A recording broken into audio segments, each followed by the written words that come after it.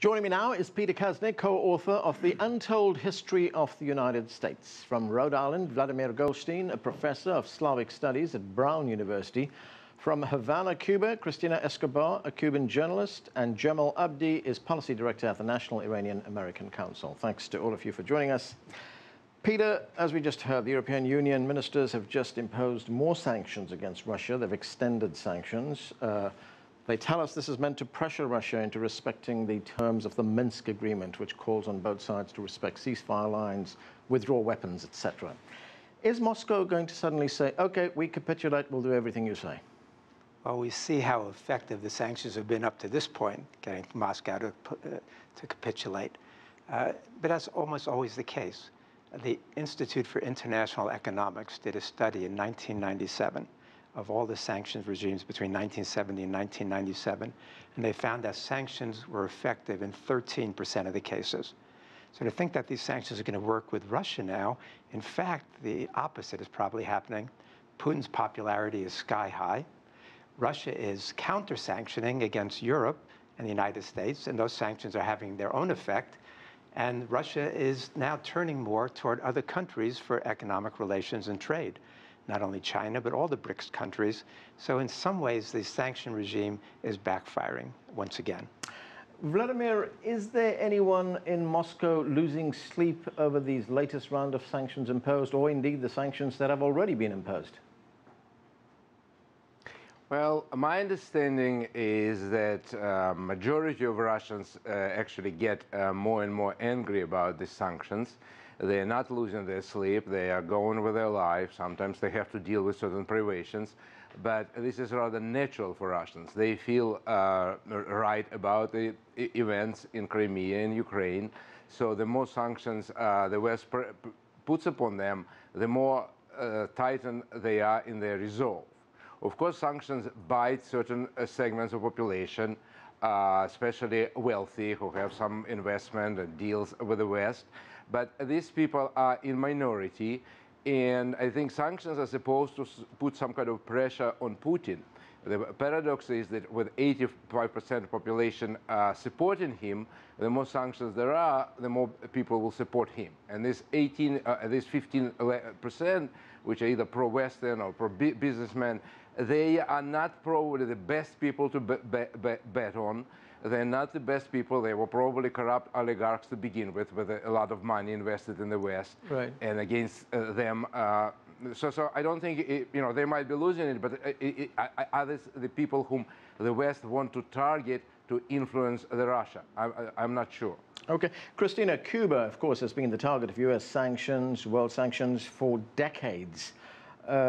It looks like now the United States has finally figured out that after more than 60 years, sanctions has not worked. But how have these sanctions impacted Cuba over the last 6 decades?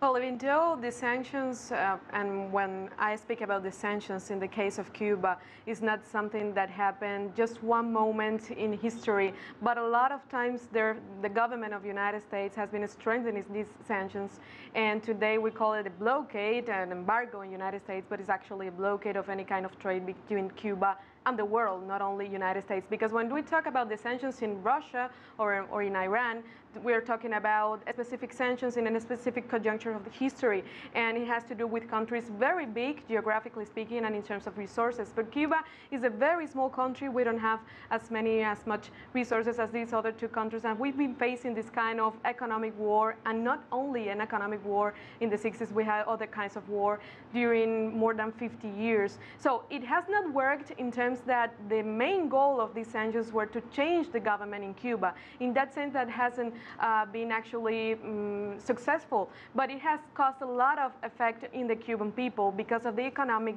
results of this kind of policy, which is very broad, and it has to do with everything. For example, it has to do with any kind of trade that Cuba may have with any company of the world. We cannot use, for example, dollars, the currency. We cannot use it because of the laws of the United States. There are a lot of legislations. So in that sense, I would tell you that the main goal, that's why the President Barack Obama has said that they have to change the policy, they have to leave the embargo, because the main goal of that policy has not promote the kind of result that they were looking for in the first place 60 years ago. And in terms of the Cuban population has been a problem in terms of the economic and the quality life. But it's very interesting in this sense when you look at it from this political science view, is how Cuba has emerged from this kind of situation looking good and even being successful in a lot of fields that makes a difference between the rest of countries in Latin America. Yeah, well, let's look at another country that's also been the target of US and European sanctions. That's Iran, Jamal. Sanctions in place for, what, 30 years, more than 30 years? Yet, relatively speaking, Iran has thrived, hasn't it? It hasn't been brought to its knees. Well, I think that there's a bit of a myth in Washington that Iran has been brought to its knees and is capitulating with the recent negotiations. And I think this truly is a myth.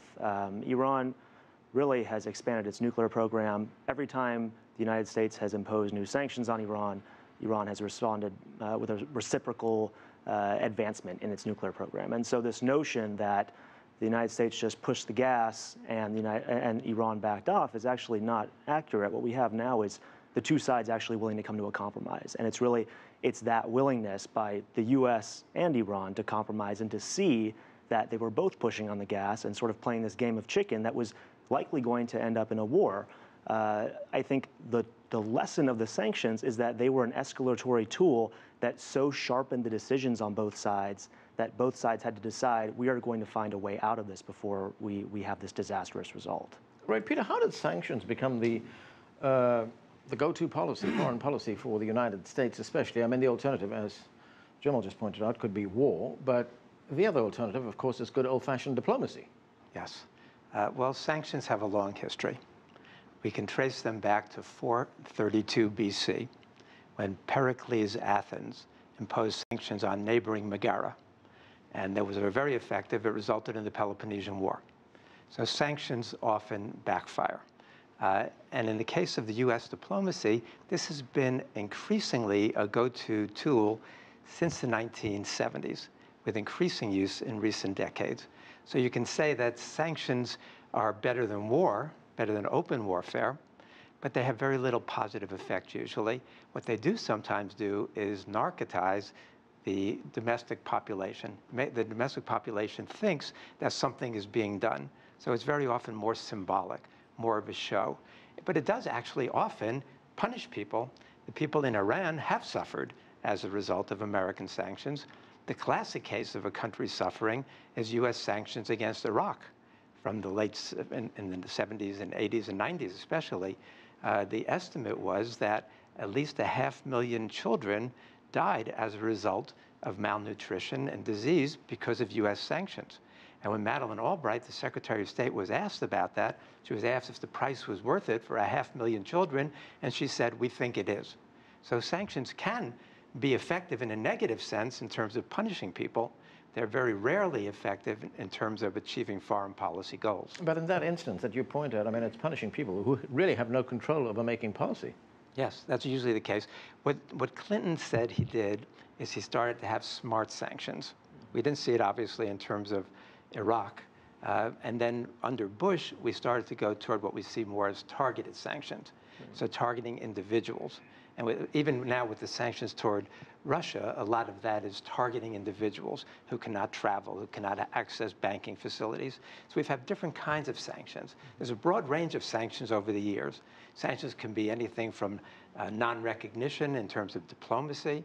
It can be cutting off cultural and sports ties with other countries. It can be trade embargoes. It can be cutting off financial flows. I mean, there's a lot of things that sanctions can encompass. Vladimir, I mean, you spoke earlier of the deep anger in Russia over these sanctions that are being imposed. And, you know, Peter just mentioned the fact that sanctions can sometimes backfire. There was a report here in the United States on the financial news network, CNBC, which reported that in many instances, sanctions against Russia have backfired, especially in the agricultural and food production sectors. In fact, in these particular economic sectors in Russia, they've done better.